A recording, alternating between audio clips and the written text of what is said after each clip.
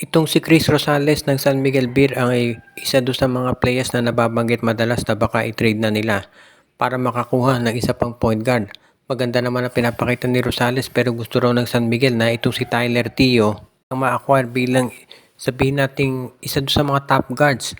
Kasi sa ngayon, alam natin mukhang ito si Cedric Barefield, isa doon sa mga pangalan na gusto nila makuha.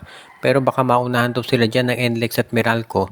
At syempre, priority ng Blackwater yung MVP group. So kung hindi nila makukuha si Barefield, mukhang itong si Tyler T yun daw ang gusto ng San Miguel. At willing silang ipalit itong si Chris Rosales.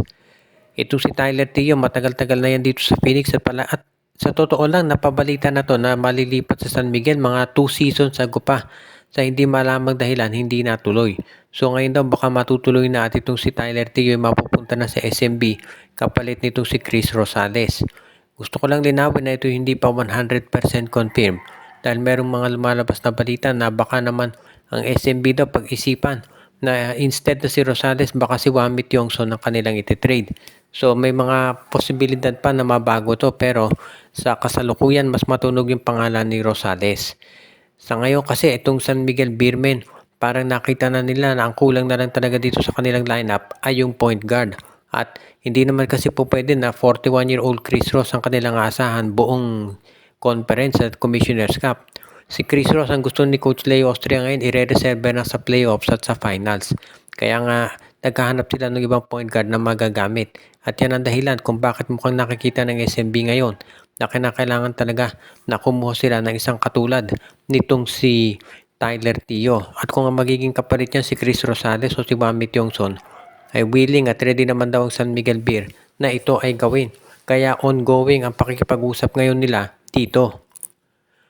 Ang isa pang posible na maganap na pagbabago dito sa PBA ay dito naman sa Phoenix Fuel Masters. At ang kinakausap na raw ngayon ay itong NLEX Road Warriors. Baka daw kung sakasakaling mawala itong si Tyler Tio at ang makuha din ng kapalit ay si Chris Rosales o Wamit Yongson. Baka daw ang mangyari naman itong si Kevin Alas ng NLEX ang kunin ni Coach Charles Chu. Si Kevin Alas ay matagal nang naging yan ng number 1 guard dati ng Phoenix o ng NLEX bago dumating si Robert Bolick. Ngayon baka itong si Alas matrade na dito sa Phoenix Fuel Masters. At ang hindi pa natin natitiyak kung sino magiging kapalit nito. Pero magiging magandang addition dito sa Phoenix itong si Kevin Alas kung sakasakali. Medyo nagkaroon ng maraming injuries itong si Alas nung last few seasons pero nakarecover na to ngayon. At terminado ito. Napatunayan na ready at kayang-kaya pa rin niya maglaro dito sa PBA. Kaya nga maraming nagsasabi na magiging magandang move ito para dito kay Coach Charles Chu na kunin itong si Kevin Alas. Dahil syempre ito yung player na meron talagang gustong patunayan.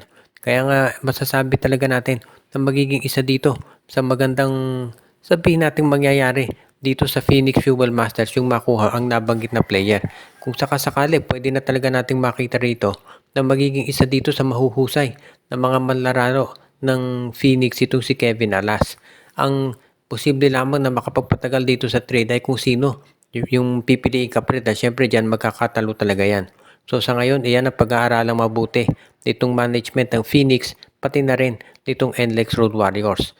Sa panig naman ni Coach Jongwei Chico ng NLEX, mas nakafocus sila ngayon dito sa pag-acquire ng big man. Pero of course, hindi pa kakawala ng Phoenix yung mga big men nila kung ang magiging kapalit lamang ay si Kevin Alas. Kaya medyo sa ibang team hahanap itong NLEX.